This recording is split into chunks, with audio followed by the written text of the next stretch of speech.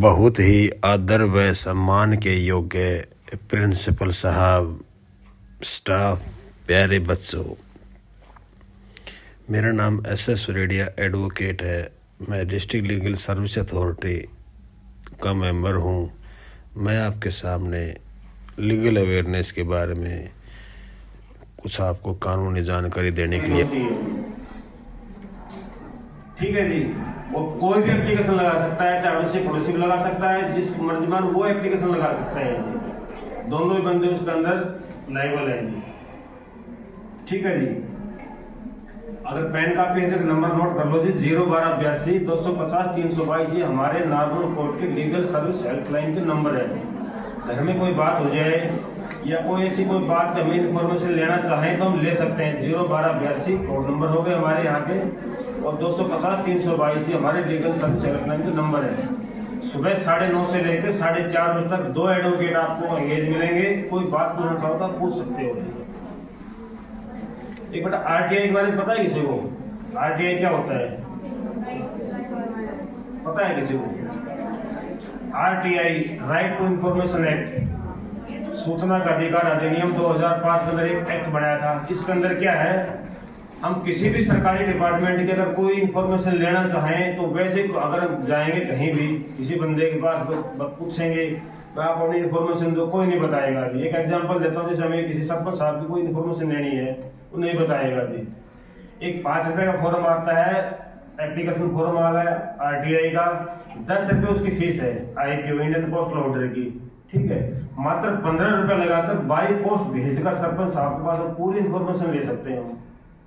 जैसे कि ग्राम पंचायत कब बनी थी, आपके आजादी के बाद से कब बनी थी, उसके बाद कितने कितने सरपंच का कार्यकाल कितना कितना टाइम रहा, एमएलए एमपी द्वारा कितने कितने ग्रांट कितने कितने दी गई, और वो ग्रांट कितने कहाँ पर आपने खर्च की, रोड में कितना पैसा खर्च किया, स्ट्रीट लाइट के ऊपर कितना खर्च किया, गलियां पक्की करी तो कितना खर्च हुआ, मिस्त्री मजदूर को कितना रुपए दिया, पूरा मास्टर रोल की कॉपी दो, पूरे कार्रवाई रजिस्ट्री की कॉपी दो, पूरी चीजें दे दो आप।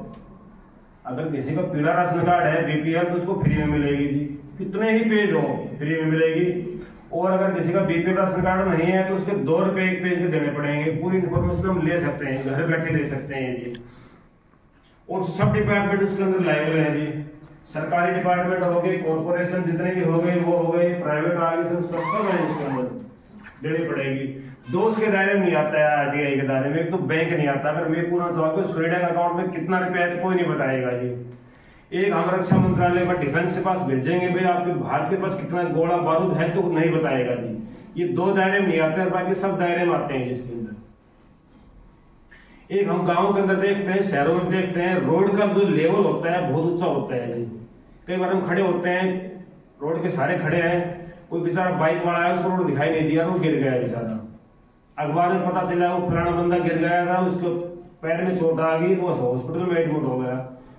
5-7 दिन बाद सुनने को मिलेगा जो बंदा एक्सीडेंट हुआ था, रोड से ब्रेकर से गिर गया था, वो बंदा एक्सपायर भी हो गया। अब बताओ क्लेम कहाँ डलेगा? उसका भी क्लेम डलता है। अगर गांव के अंदर है, रोड में क्राइटेरिया दे रखा, थोड़ी सी ढलान होगी, उससे ज्यादा है तो आप उसका क्लेम डाल सकते हो। अगर गांव के अंदर है तो सरपंच साहब जिम्मेदार है, शहर में है तो चेयरमैन जिम्मेदार है। और जो नेशनल हाईवे है, ठीक है जी, उसका राज्य सरकार या केंद्र सरकार जिम्मेदार है जी। सरपंच भी पार्टी बनेगी, शहर में है तो चेयरमैन भी पार्टी बनेगी, उसको मुआवजा मिलता है, शायद नहीं पता हमें। और हम देखते हैं उसमें जैसे बनाएंगे ना, ब्रेकर बनाते तो जेब्रा क्रॉसिंग भी होनी चाहिए उसके अंदर। ये नहीं कि सिंपल रोड थोड़ा बना के, नहीं, जेब्रा क्रॉसिंग और इंडिकेशन के निशान भी होने चाहिए उसके अंदर। एक हम देखते हैं गांव के अंदर बैल होते हैं, आवारा पशु हो गए, बंदर हो गए, कुत्ता हो गया, या शहर में हो गया, अगर वो किसी को चोट कारित कर दे तो क्या करेंगे बताओ? बैल होते हैं गाँव के अंदर, किसी को टक्कर मार दी, गिर गया बेचारा, हॉस्पिटल में चला गया, बाद में बंदा एक्सपायर हो गया, क्या करेंगे जी? हम नहीं पता जी हमें। सरपंच साहब जिम्मेदार है, गांव में है तो, शहर में है तो चेयरमैन जिम्मेदार। चाहे बंदर हो, चाहे आवारा कुत्ता हो, चाहे बैल हो, पशु हो, कोई भी हो, उनकी जिम्मेदारी बनती है उनको मेंटेन करने की। एक हम देखते हैं टीवी पर ऐड आती है, कोई फिल्म स्टार कर रहा है, कोई हीरोइन कर रही है, किसी भी चीज की ऐड कर रही है, हम भी वो चीज इस्तेमाल करते हैं और हमें कोई फायदा नहीं होता है इस चीज का, तो क्या करें? क्या किसी ने कोई क्लेम डाला है किसी का? पता ही नहीं है। हम सोचते हैं, ये सोचते हैं शायद निकलता भाई इस चीज की फेयर लवली क्रीम है, हमने लगाई, हम बुरे नहीं हुए, कोई बात नहीं, तो हमने दूसरी क्रीम यूज कर ली, या तेल मॉलिश के लगा दी, अमिताभ बच्चन कर रहा है नवरत्न तेल की, हमें फायदा नहीं हुआ, वो और यूज कर लिया जी, उसका भी क्लेम डलता है जी। कंपनी है, मैन्युफैक्चर जो कर रही है वो भी उसमें जिम्मेदार है, जो ब्रांड एम्बेसडर जो उसकी ऐड कर रहा है वो भी जिम्मेदार है, दोनों को मिलकर क्लेम देना पड़ेगा। ये छोटी छोटी चीजें है ना, ये शायद हमें नहीं पता है और हम घर से पूछेंगे किसी को नहीं पता होगा। बहुत काम की बातें हैं जी। एक बड़ा सबसे बड़ी ताकत वो किसके अंदर है बताओ? हिंदुस्तान की सबसे ताकतवर चीज क्या है बताओ? पता है बेटा किसी को?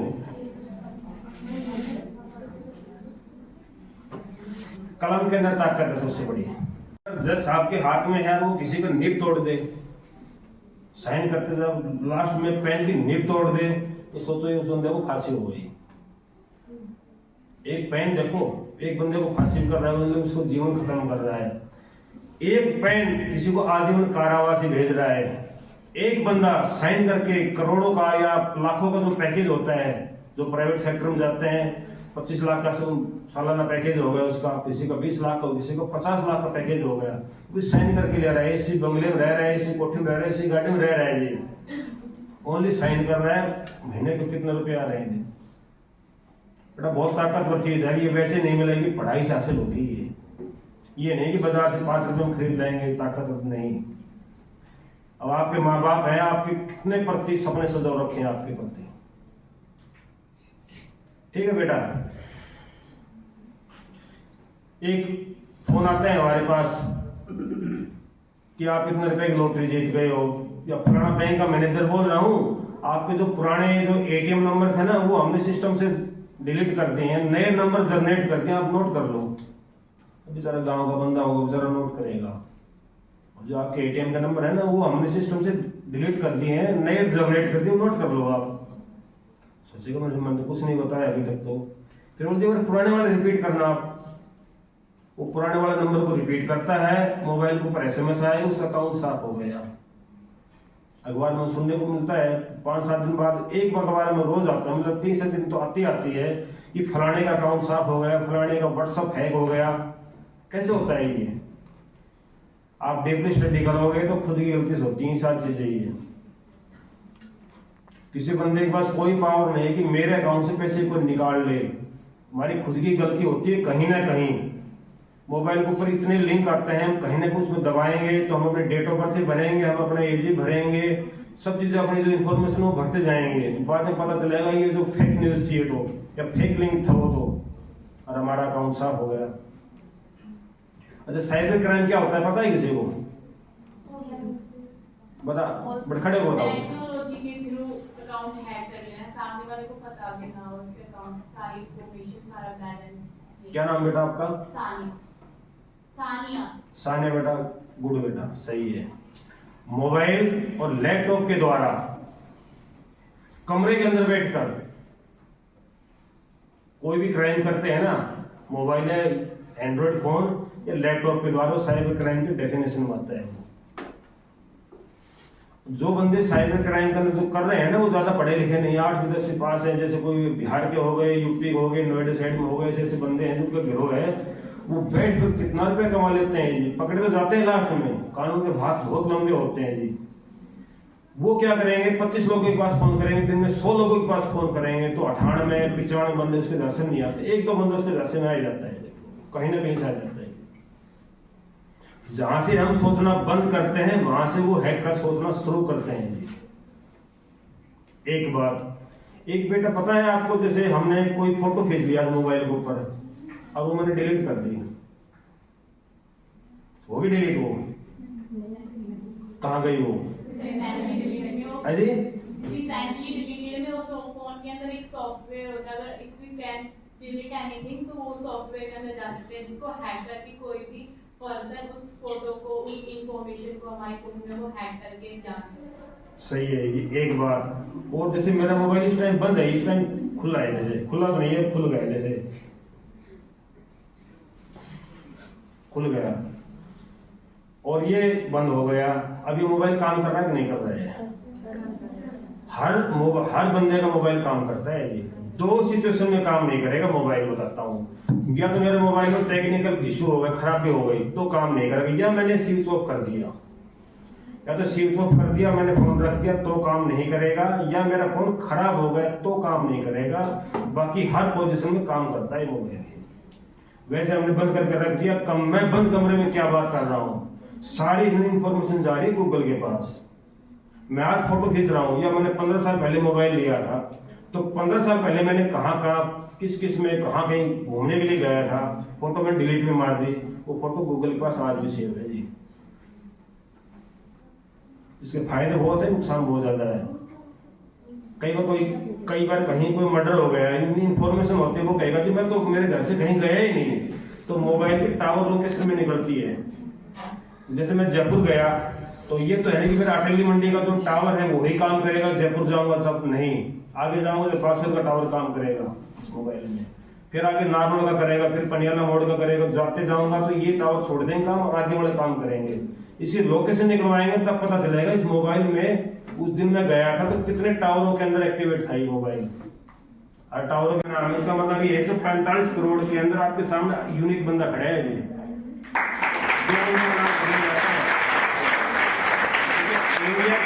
इंडिया के दो होते हैं ना, दो बंदों का नाम कभी नहीं आता, एक ही बंदों का नाम आता है जी।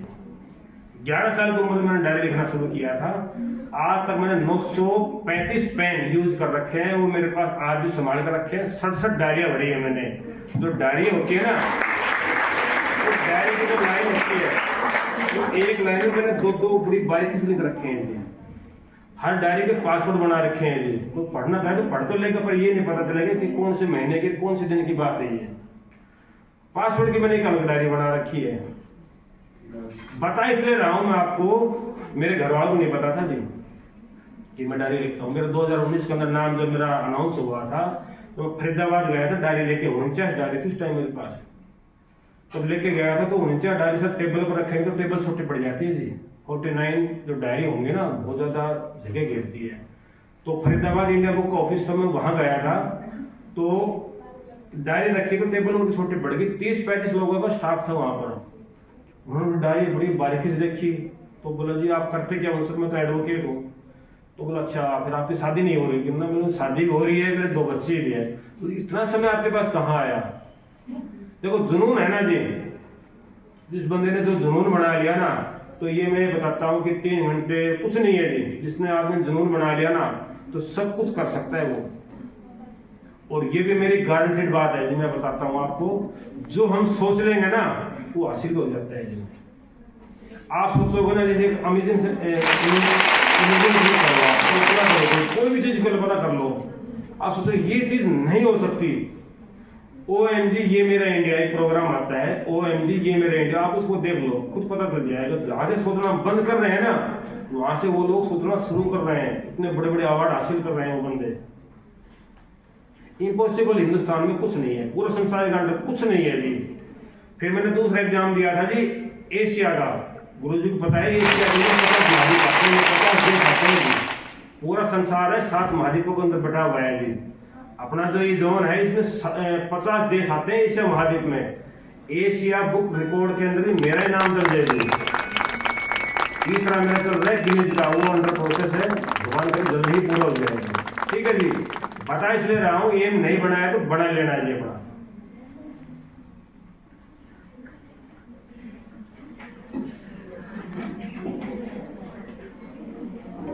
अब 5-4 शेर शायरी सुना देता हूँ मुझे आपको।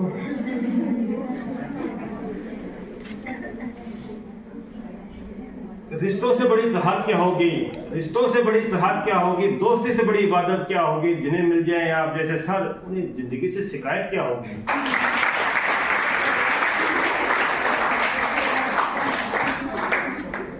बेटा नाम क्या बताया था आपका?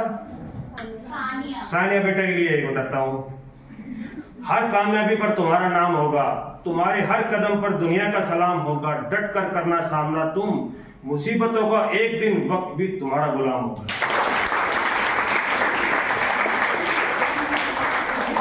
मंजिलें बड़ी जिद्दी होती है, हासिल कहाँ नसीब से होती है, मगर वहाँ तूफान भी आ जाते हैं जहाँ तक होती है।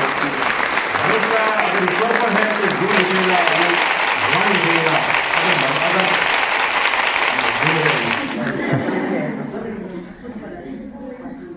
कभी ना कहो कि दिन अपने खराब है, समझ लो हम कांटों से घिर गए गुलाब है। दूसरों की सुनोगे तो मुझे बुरा ही पाओगे, लेकिन खुद मुझसे मिलोगे तो ये वादा रहा मुस्कुरा कर जाओगे। तो ताली बजा दो। रहोगे उदास तो कोई खबर नहीं पूछेगा, मुस्कुराते रहोगे तो जमाना वजह पूछेगा।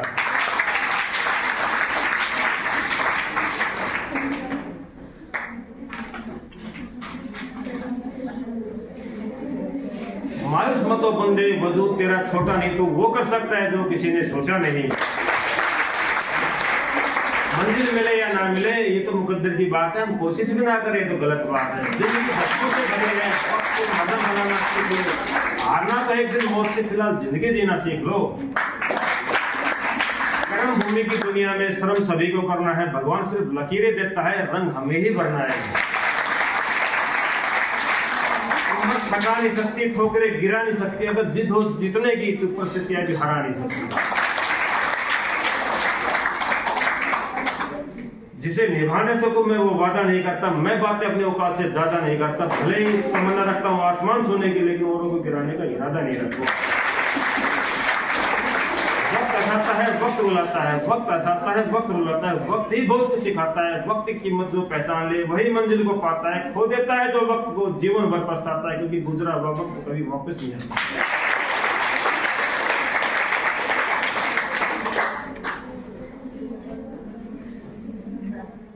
वक्त जब आके फेर लेता है तो शेर को कुत्ता घेर लेता है, क्योंकि कमजोर आप नहीं, आपका वक्त है। वक्त को वक्त दो, क्योंकि वक्त आने में वक्त लगता है। मंजिल उनको मिलती है जिनके सपनों में जान होती है, सिर्फ पंखों से कुछ नहीं होता, हौसलों से उड़ान होती है।